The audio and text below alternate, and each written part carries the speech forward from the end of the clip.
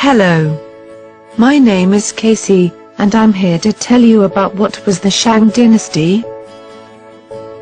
The Shang dynasty, according to traditional historiography, ruled in the Yellow River Valley in the 2nd millennium BC, succeeding the Xia dynasty and followed by the Zhou dynasty.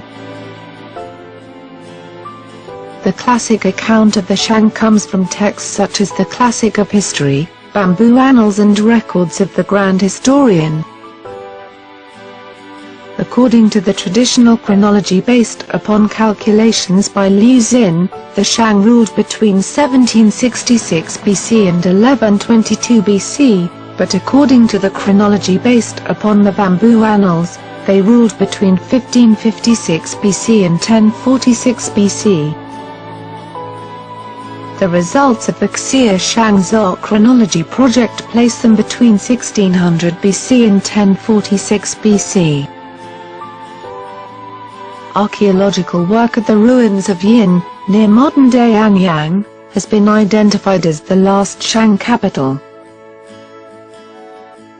The work uncovered 11 major Yin royal tombs and the foundations of palaces and ritual sites, containing weapons of war and remains from both animal and human sacrifices. Tens of thousands of bronze, jade, stone, bone, and ceramic artifacts have been obtained. The workmanship on the bronzes attests to a high level of civilization. A few bronze artifacts featured inscriptions, but most direct information comes from oracle bones, turtle shells, cattle scapulae, or other bones, which bear glyphs that form the first significant corpus of recorded Chinese characters. More than 20,000 were discovered in the initial scientific excavations during the 1920s and 1930s, and over 4 times as many have been found since. The inscriptions on the oracle bones are divinations, and they provide critical insight into many topics from the politics, economy, and religious practices to the art and medicine of this early stage of Chinese civilization. Several events concerning the Shang dynasty are mentioned in various Chinese classics, including the Classic of History and the Commentary of Zhuo. Working from all the available documents, the Han Dynasty historian Sima Qian assembled a sequential account of the Shang dynasty as part of his records of the Grand Historian. His history describes some events in detail, while in other cases only the name of a king is given.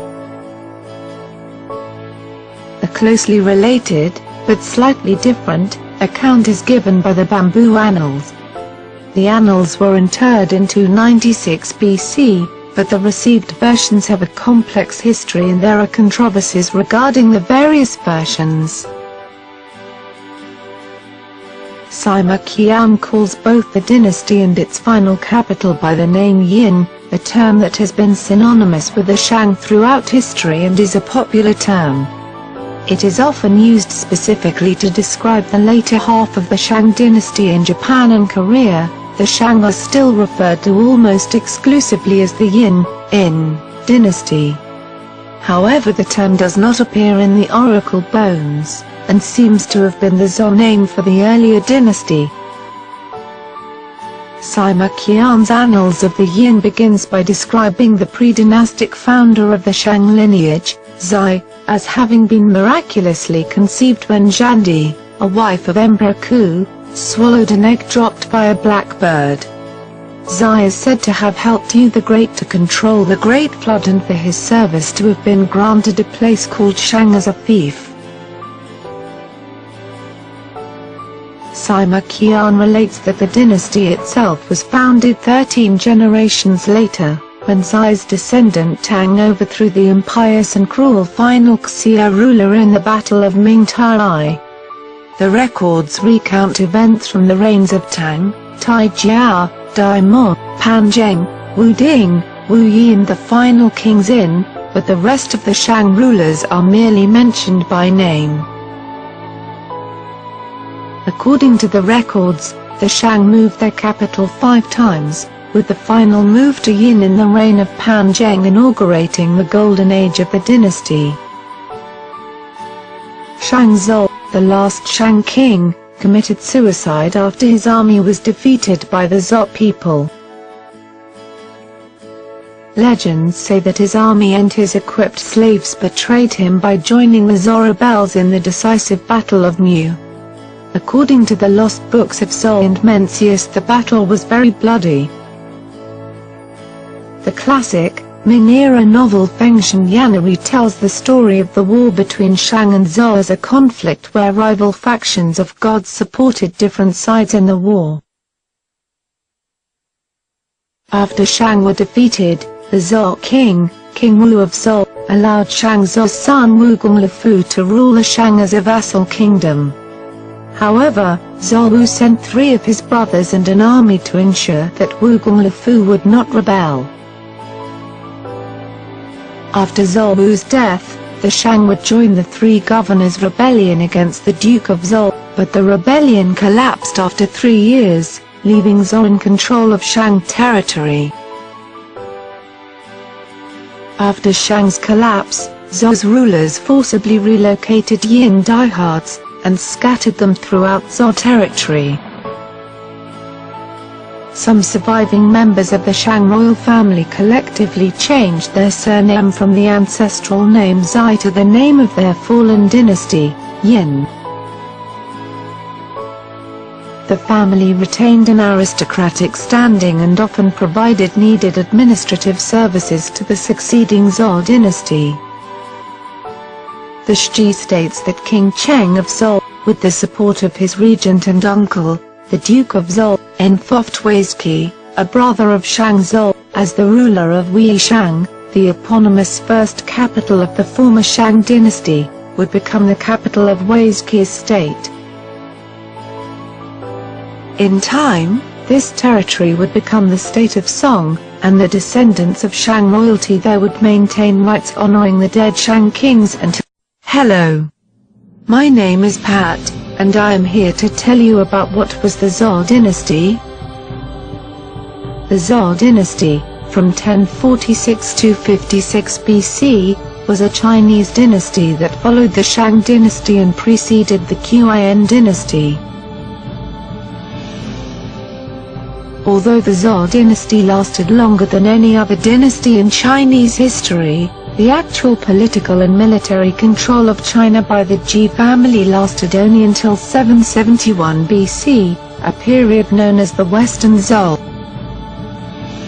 During the Zhou dynasty, the use of iron was introduced to China, though this period of Chinese history produced what many consider the zenith of Chinese bronzeware making. The dynasty also spans the period in which the written script evolved into its modern form with the use of an archaic clerical script that emerged during the late Warring States period. According to Chinese legend, the Zhou lineage began with Emperor Ku and proceeded from him to Qi, Buku, Zhu, and then Gonglu, before Gugong Danfu moved the Zhou clan from Bin to an area in the Wei River Valley, where they founded a town that became central to the Zhou clan's growing prosperity. Gugong Danfu's son, named Jilai, fought against the Rong as a vassal of the Shang dynasty's King Wending until the king killed him. Jilai's son, King Wen of Zhou, moved the Zhou capital downstream to Fengao. Around 1046 BC, Wen's son, King Wu of Zhou, led an army of 45,000 men and 300 chariots across the Yellow River and defeated the Shang king Dizin at the Battle of Meyor, marking the beginning of the Zhou dynasty. Though King Wu died just a few years after the Battle of Meyor, the Duke of Zhou assisted the young and inexperienced King Cheng in consolidating power for the Ji line. He managed a war against rebellious Zhou princes in the eastern lowlands, allied with feudal rulers and Shang remnants. He also formulated the Mandate of Heaven doctrine to counter Shang claims to a divine right of rule. He founded Chenzhou as an eastern capital, and set up the Fengtian feudal system designed to maintain Zhou authority as it expanded its rule over a larger amount of territory. However, this decentralized system became strained as the familial relationship between Zhou kings and regional rulers thinned over generations, and peripheral territories developed local power and prestige on par with that of the Zhou. When King Yu replaced Queen Shen with the concubine Baosi, and designated Baosi's son as the crown prince, the former queen's powerful father, the Marquis of Shen, joined forces with Conrong to sack the western capital of Haojing in 770 BC. Nobles from Zheng, Lu, Qian, Zhu, and Shen declared the Marquis's grandson, Ji Yizhu, as the new king. The capital was moved eastward in 770 BC from Haojing to Chenzhou. Because of this shift, historians divide the Zhou era into the Western Zhou, lasting up until 771 BC, and the Eastern Zhou from 770 up to 256 BC. The Eastern Zhou period, characterized by a breakup of Zhou territory into states that were essentially independent, is further divided into two sub-periods. The first, from 722 to 481 BC, is called the Spring and Autumn period, after a famous historical chronicle of the time. The second is known as the Warring States period, 403 to 21 BC, after another famous chronicle and initiated by the partitioning of Jin. The Eastern Zhou period is also designated as the period of the 100 schools of thought, a golden age of influential cultural and intellectual expansion facilitated by relative freedom of expression. Although there were a host of schools, 4 of them came to influence Chinese government and culture in meaningful ways: Confucianism, Mohism, Taoism and legalism. The changes brought on played a large part in the decline of the Zhou dynasty. With the royal line broken, the power of the Zhou court gradually diminished, and the fragmentation of the kingdom accelerated. From King Ping's reign onwards, the Zhou kings ruled in name only, with true power lying in the hands of regional nobles. Towards the end of the Zhou dynasty, the nobles did not even bother to symbolically acknowledge loyalty to the Ji family, declaring themselves to be independent kings. The dynasty ended in 256 BC when the last king of Zhou died and none of his sons proclaimed the nominal title of King of China. Qian Shi Huang's unification of China concluded in 221 BC with the establishment of the Qian dynasty.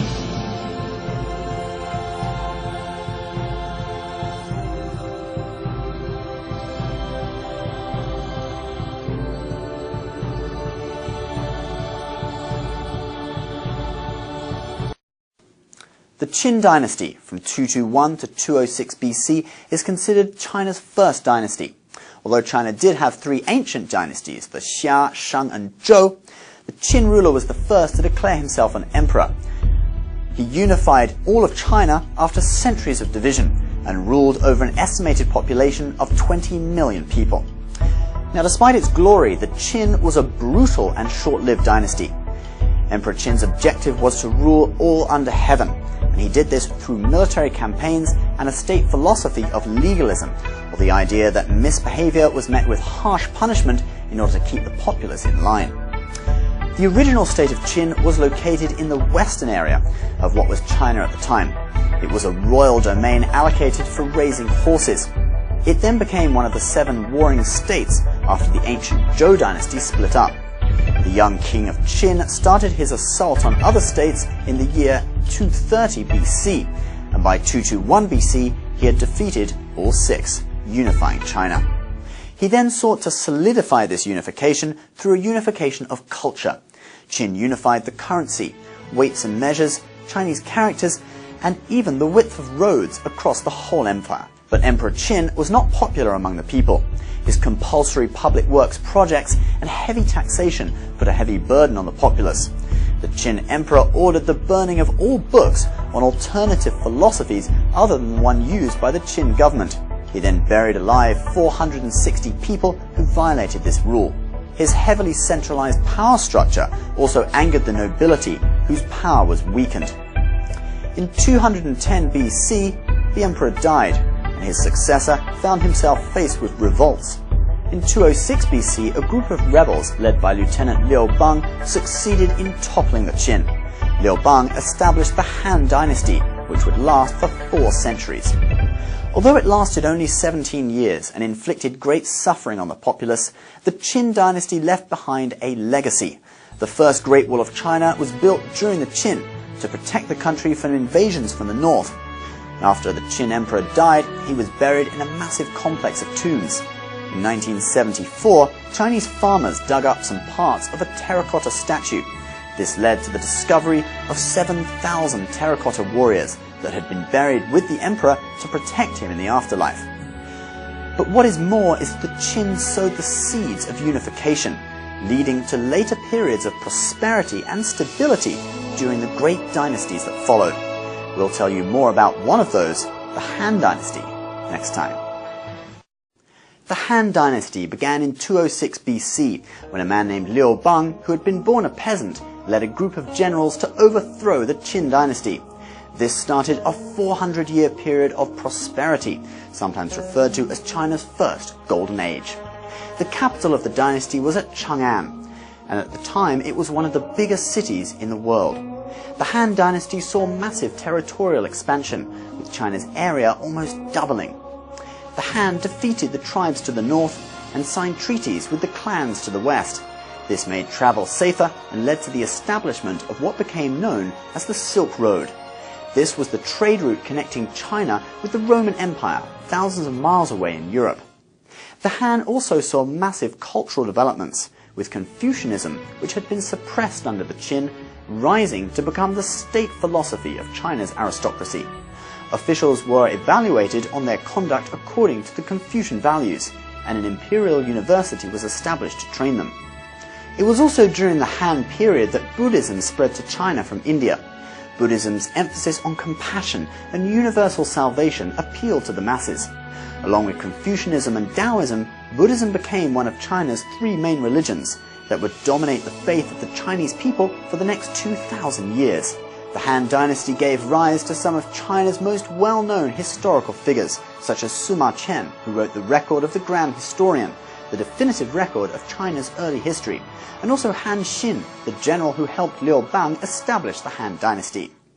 The Han Dynasty was briefly interrupted in the year 9 AD, when the nephew of the empress, Wang Mang, seized the throne. 14 years later, Liu Xiu, a descendant of Liu Bang, eventually toppled him, and the Han Dynasty, with 12 more emperors, continued for another 200 years. But like all dynasties in Chinese history, the Han could not last forever. It officially ended in the year 220 AD. Trouble at court and uprisings across the empire led to its eventual downfall. The warlord Dong Zhuo led troops into the capital, kick-starting the battles between various warlords. Eventually, Cao Cao managed to establish the Wei state north of the Yangtze River. Sun Quan established the Wu state to the south of the Yangtze, and Liu Bei the Shu state in the west, starting the period known as the Three Kingdoms.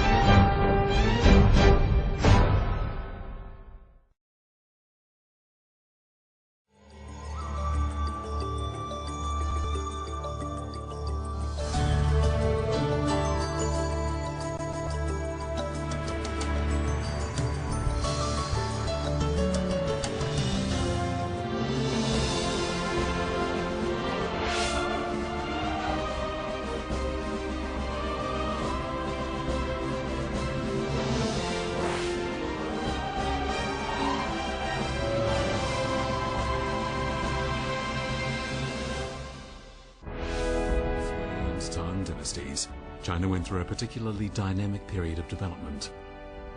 As the country was being innovations, while different schools of thought were improved upon and their teachings disseminated. There was unity among the nations, there was great stability throughout the country, and there was peace between China and foreign countries.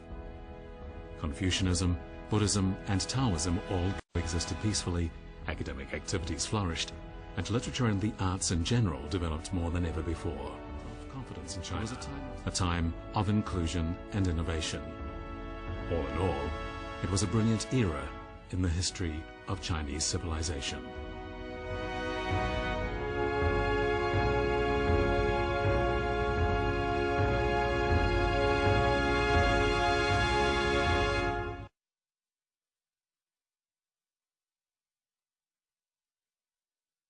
This is Bai Fu Spring. It built the stone dragon and then flows east through Tongzhou before emptying into the Grand.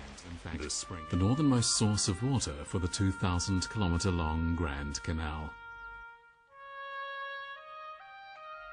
The canal was a great project of the ancient Chinese. The large area was extremely practical and had far-reaching significance for the Chinese people. Today, the canal is open to navigation.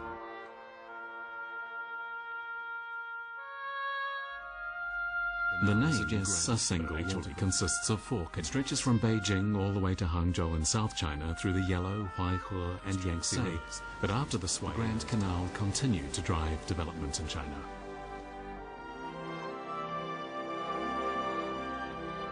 China had remained divided for more than 280 years, but then in the year 589, reunified the nation.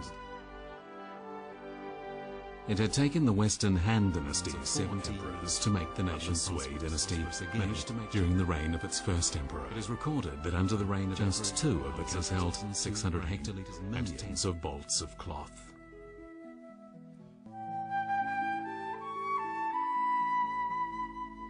All this grain and cloth of the Tang Dynasty, and from that time on, Chinese historians constantly praised the Sui dynasty for its prosperity. In the 1970s, excavating the site of the Hanjiao Tang dynasty storage facilities for large quantities of grain.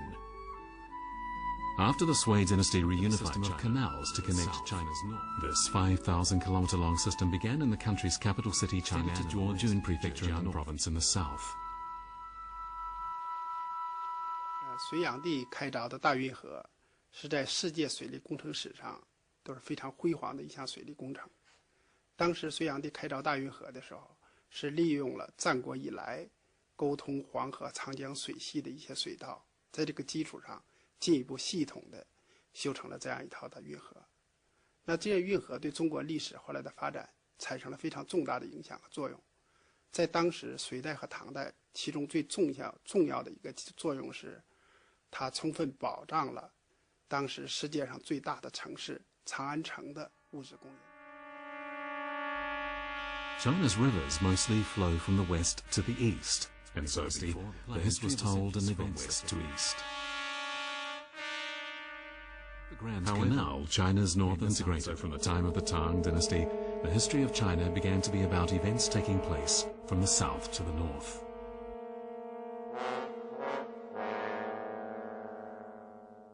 到了唐朝，经过了几十年、上百年的发展以后，运河的经济、社会，也包括军事上的价值发挥出来了。江南地区开始发展起来了。那么，如何把江南的财富运到关中，运到首善之区长安？这个如果没有运河是不可想象的。所以，运河在沟通南北、经济文化的交流、维护国家的统一，具有非常重要的作用。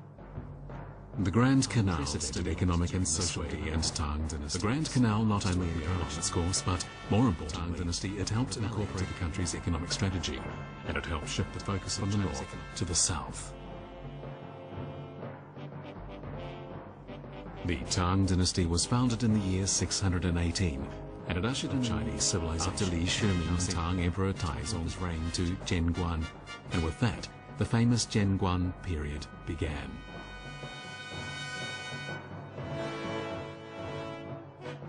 Unity among China's various ethnic groups in southern and northern dynasties, unification, Sui dynasty, and the realignment of others led to vigorous social development. rest of the Tang Dynasty, its economy had recovered quickly. Its people were happy. Social prosperity.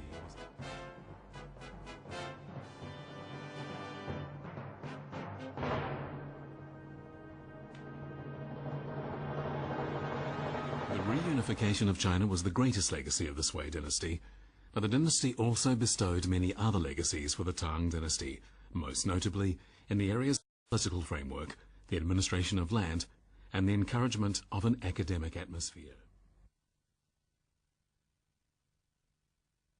The Tang dynasty made use of and improved the Sui dynasty. However, while the favourable political and economic conditions to the Sui dynasty enjoyed popular support that the Sui dynasty never gained. In essence, the Jingguan reign, or the reign of Tang Emperor Taizong, stressed the importance of the people nation as the foundation.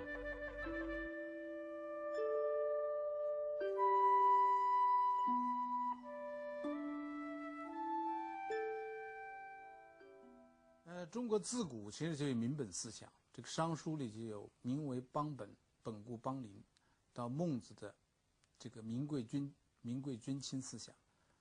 这些思想虽然自古有之，当然唐太宗啊，我认为是实践的比较好的一个啊，他多次跟臣下讨论军民关系啊，军是舟，民是水，水能载舟，亦能覆舟。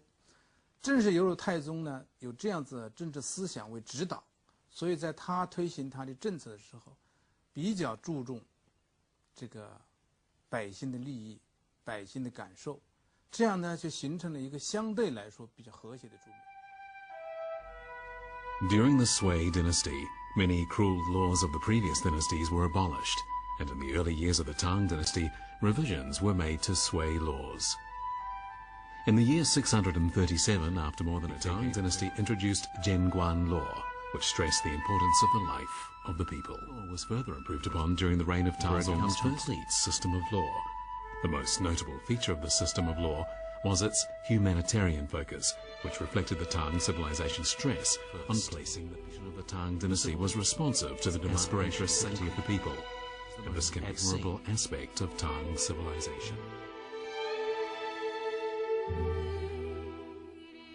唐律的特点是，可以说是以人为本啊，废除了过去那种比较严酷的肉刑这样子东西，特别是对死刑非常慎重。凡是判死刑的，这个最终审核权是在中央，而且必须要由皇帝上报中央，要亲自这个审核3次，才能够判决死刑。 The Jingguan reign, or the reign of Tang, made the China of the Tang dynasty magnanimous to new ideas. Integrated, diverse religious practices were tolerated, social harmony abounded, and people with talent were able to come to the fore. Chang'an, the capital city of the dynasty, was not only a major center for international business, but also a great stage for writers and artists.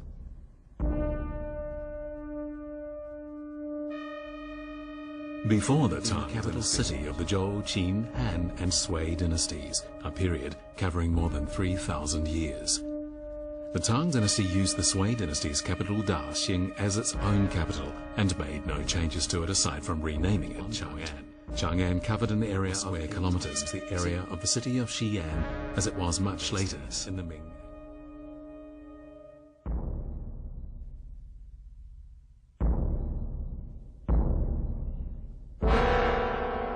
The city wall of Chang'an was, and the circumference of the city was 37 today's Third Ring Road in Beijing.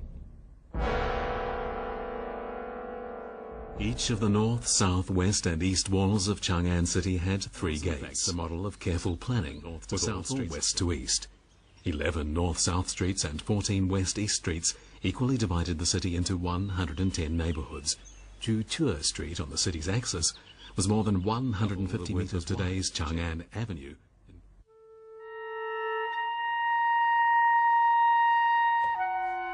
During the Jingguan reign, officials were praised for their honesty, and Tang Emperor Taizong was a man who had the human touch. It is known, for example, that when his first wife died, he was overwhelmed by grief, that whenever he was reminded of them through various wars, he would fall into sadness. He had famous painter Yan Liben create paintings of the steeds in accordance with his sculptors, make stone sculptures, and have them placed within Jiaoling Mausoleum, where his first wife was buried.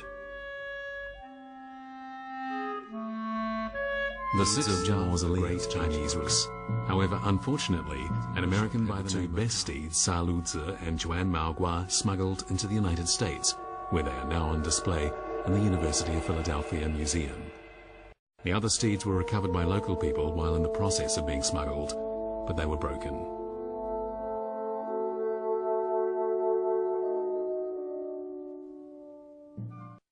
Li Shiming and his officials were praised and admired for their honesty and for the love of the people. His reign was a period of magnanimity and inclusiveness.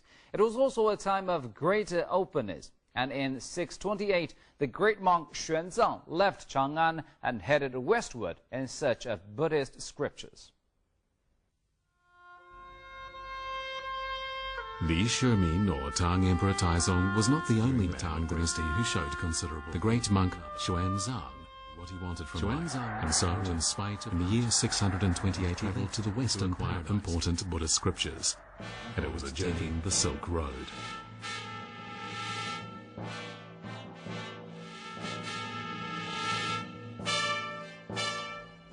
Xuanzang's westward journey wasn't made to Tibet because it was safe there. But things were about to change. In the year 640, Tibetan proposed that he marry a woman of the ruling Tang dynasty. Tang Emperor Li Shi married Princess Wenchang, went on to live in Tibet for about and was deeply loved by the Tibetans.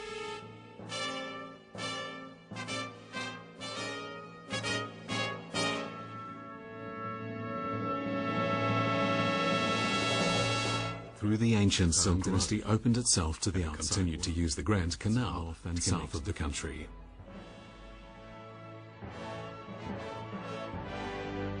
Xuanzong ascended the throne to celebrate the centenary population, the amount of arable land, and the nation's wealth.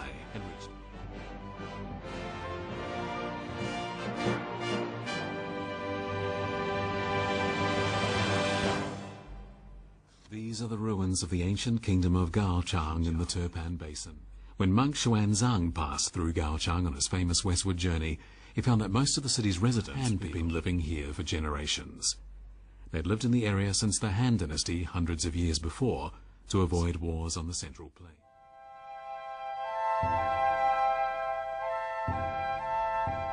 Since the 1950s, archaeologists have dug tombs at Astana Cemetery in Turkey, unearthing tens of thousands of artifacts. These artifacts are evidence of the prosperity during the Tang Dynasty.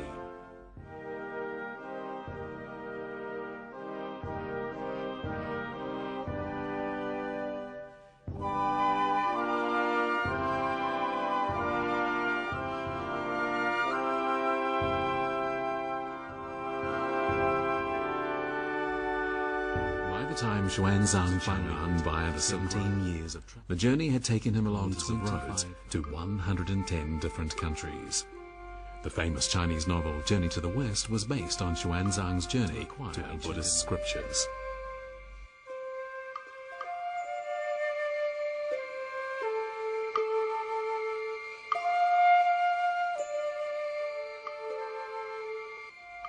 When Xuanzang arrived back in Chang'an, he found it even more than when he set journey to the west, now crowded with business people, foreigners, camels, restaurants, tea houses.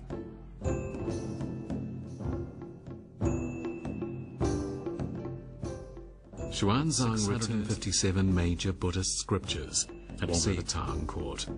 Tang Emperor Taizong ordered that Xuanzang translate the scriptures in the city's home.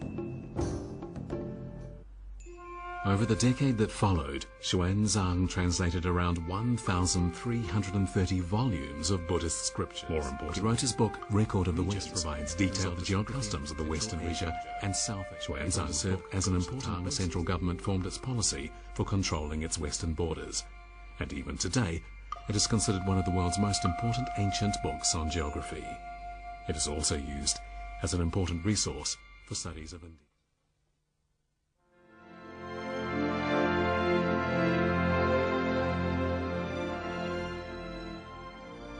A history of Asia written by the American historian Rhodes Murphy includes a description of Chang'an during the Tang Dynasty. Chang'an was the eastern terminus of the trade route China had with Central Asia and countries farther away. The city ruled the largest empire the world had ever known, an empire that was bigger than the Han Empire and the Roman Empire. People from out of Asia, Syrians, Vietnamese, Japanese, Jews and Byzantines could be found in its streets, making the city an international one. The city was probably the world's biggest city, completed according to an overall plan. About 1 million people lived within its great city walls and another million outside the walls.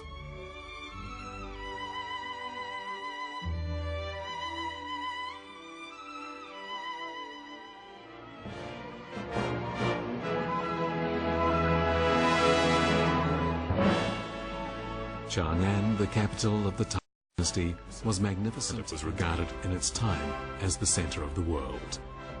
The city was full of people from Asia and other parts of the world, and its streets were like a world fair that never closed.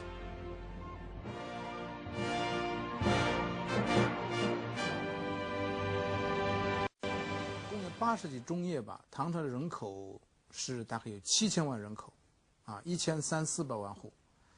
那个时候是世界上最大的国家，啊，当时地中海沿岸就几百万人口，啊，一直到了16世纪，它也才达到几千万人口，所以唐朝可以说是当时是独步世界。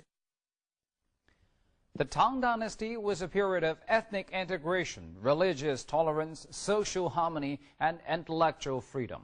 Chang'an, the Tang capital, was not only a major center of international trade, but also a breeding ground for literary and artistic talent. With 1 million people living inside its walls and another million outside, Chang'an was regarded in its day as the center of the world. Thank you for staying with us on today's New Frontiers. I'm Jin Xiaojun from CCTV International.